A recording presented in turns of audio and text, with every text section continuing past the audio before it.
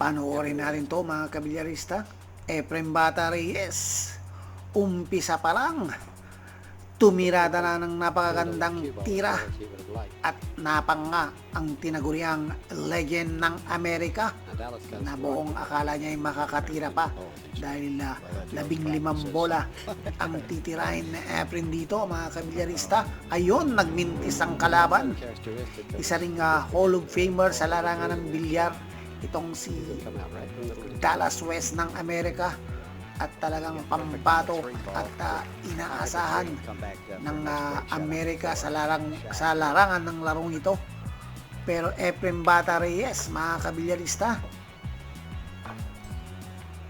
mukhang ginaganahan, pero tingnan nyo naman, dikit-dikit ang mga bola. Oops! At mukhang Efren Bata Reyes na trap dito. Mukhang walang tira, pero tingnan natin si Magician, itinuro pa ang lower right corner. Boom! Pasok! At open pa ang bola dito mga kabilyarista.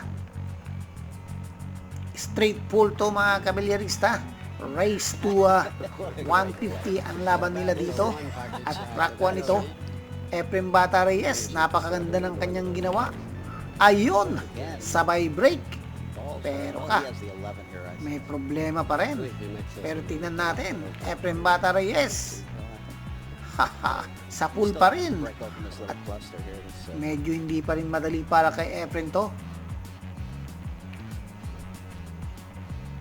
Ayun, at pasok na pasok.